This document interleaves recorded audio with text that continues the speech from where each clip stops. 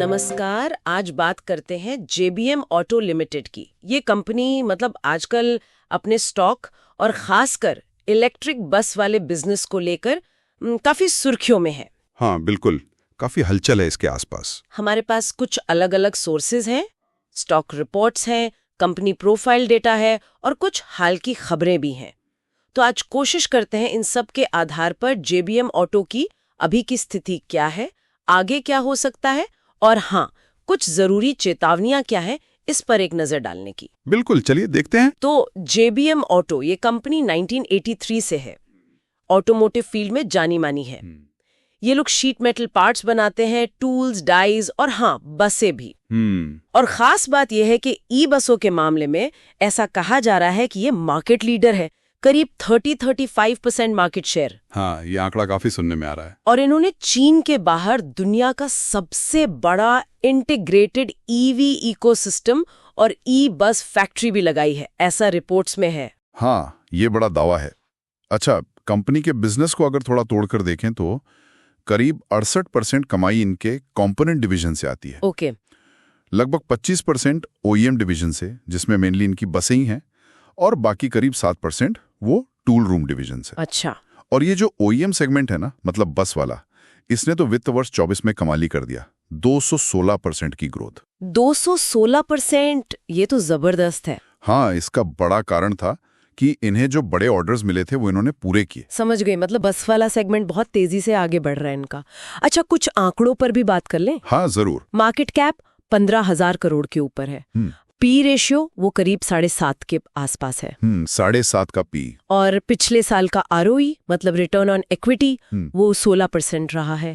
हाँ, और एक एनालिसिस है जैसे सिंपली वॉल स्ट्रीट का, वो ये बताता है कि इसका जो प्राइस टू सेल्स रेशियो है पीएस, वो 3.1x है। 3.1x। हाँ, जो इंडस्ट्री का औसत है ना, वो 1.5x से भी कम है, तो ये काफी ज्यादा है। तो इसका क्या मतलब हुआ? मतलब बाजार ज्यादा कीमत दे रहा है सेल्स के मुकाबले? बिल्कुल, इसका मतलब है कि बाजार इनकी भविष्य की ग्रोथ पर शायद खासकर ईवी बसों में बहुत ज्यादा उम्मीद लगा के बैठा है, इंडस्ट्री के औसत से कहीं ज्यादा।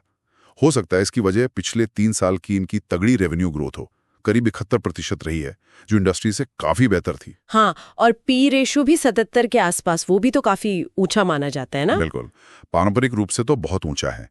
ये अक्सर उन कंपनियों में दिखता है जो बहुत तेजी से बढ़ रही हों, या जहां निवेशकों को लगे कि भविष्य में कमाई एकदम से बहुत बढ़ जाएगी। और स्टॉक में उतार चढ़ाव भी काफी देखा गया है, सही? हाँ बिल्कुल, जैसे इनके तिमाही नतीजे अच्छे आए थे Q3 FY25 के, तो शेयर चढ़ा। फिर वो सरकार के ई बस टेंडर की बात चली, पीएम ई ड्राइव वाली 10,000 बसें, उसकी उम्मीद में भी तेजी आई। अच्छा। और एक और खबर थी जब M&M की SML इसूजू में हिस्सेदारी खरीदने की बात चल रही थी, और उसमें जेबीएम का नाम भी उछला था कि ये भी एक दावेदार हो सकते हैं। अब भी स्टॉक भागा था। लेकिन कुछ चिंता वाली बातें भी हैं, शायद आपने इशारा किया था। हाँ, कुछ चीजें हैं जिन पर ध्यान देना चाहिए। जैसे कुछ स्रोतों में 2 वार्निंग साइन का जिक्र है। ओके। एक तो स्टॉक अपनी बुक वैल्यू से 11.3 गुना पर ट्रेड कर रहा है। 11 गुना मतलब आसान भाषा में कहें तो कंपनी की जो किताबों में दर्ज असल संपत्ति है, उसके मुकाबले शेयर की कीमत बहुत ज्यादा है। अच्छा। और पिछले 3 सालों में डिविडेंड पे आउट भी कम रहा है। मतलब कंपनी जो मुनाफा कमा रही है, उसका सिर्फ 10.7% हिस्सा ही शेयर होल्डर्स को डिविडेंड के रूप में मिला है। ये कम है। हाँ, और एक और चीज, इनके देनदार दिन मतलब डेटर डेज, वो 53.5 से बढ़कर 67.2 दिन हो गए हैं। अच्छा, इसका मतलब क्या है? इसका मतलब है कि कंपनी को अपने ग्राहकों से पैसा वसूलने में, मतलब पेमेंट कलेक्ट करने में, अब पहले से ज्यादा वक्त लग रहा है। 53 दिन से बढ़कर 67 दिन हो गए हैं। ये कैश फ्लो पर थोड़ा दबाव डाल सकता है। समझ गई। तो ग्रोथ अच्छी दिख रही है, पर वैल्यूएशन और कुछ ये फाइनेंशियल मैट्रिक्स हैं जिन पर नजर रखनी होगी। बिल्कुल। अब ग्रोथ की बात करें तो जैसा हम कह रहे थे, ई बसें ही सबसे बड़ा इंजन लग रही हैं इनके लिए। एकदम सही। वित्त वर्ष 24 तक का आंकड़ा देखें तो कंपनी के पास करीब 45,000 करोड़ रुपए का बड़ा ऑर्डर बुक था। 45,000 करोड़, ये तो बहुत बड़ा नंबर है। हाँ, बहुत बड़ा। और हाल में बड़े कॉन्ट्रैक्ट भी मिले हैं, जैसे CSL है, कन्वर्जेंस एनर्जी सर्विसेज लिमिटेड, सरकारी कंपनी है, उससे 1390 ई बसों का ऑर्डर मिला है, करीब 7,500 करोड़ का। अच्छा। और मियोन इंडिया नाम की कंपनी के साथ भी इनका समझौता हुआ है, अगले कुछ सालों में 2000 से ज्यादा इलेक्ट्रिक बसें सड़कों पर उतारने का। तो मतलब ऑर्डर्स तो लगातार आ रहे हैं। इससे पता चलता है कि ई बस मार्केट में कितनी डिमांड है अभी। आगे के लिए क्या प्लान्स हैं इनके? देखिए, वित्त वर्ष 25 में इनका लक्ष्य है 3000 ई बसें डिलीवर करने का। 3000? हाँ, और भविष्य के लिए इनका फोकस इलेक्ट्रिक और हाइब्रिड गाड़ियों पर, नए तरह के मटेरियल्स इस्तेमाल करने पर और अपना बिजनेस दुनिया भर में फैलाने पर रहेगा। और प्रोडक्शन कैपेसिटी बढ़ाने के लिए भी कुछ किया इन्होंने? हाँ, दिल्ली एनसीआर में एक नई फैक्ट्री लगाई है। कह रहे हैं कि वहाँ साल में 20,000 ई बसें बन सकती है। 20,000? हाँ, और अपनी टूलिंग कैपेसिटी भी 25% बढ़ाई है। तो कंपनी मैनेजमेंट तो काफी कॉन्फिडेंट लग रहा है। अगले कुछ सालों में डबल डिजिट मतलब 10% से ज्यादा की CAGR टॉप लाइन ग्रोथ की बात कर रहे हैं।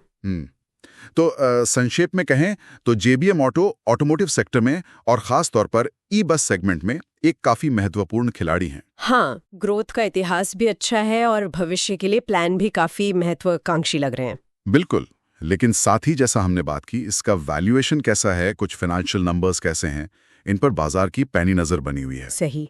और ये भी दिखता है कि स्टॉक खबरों पर, सेंटिमेंट पर काफी रिएक्ट करता है। हाँ, ये बात तो है। और हाँ, ये साफ करना जरूरी है कि ये जो हम बातचीत कर रहे हैं, ये सिर्फ उपलब्ध जानकारी, जो सोर्सेज हमें मिले, उन पर आधारित है।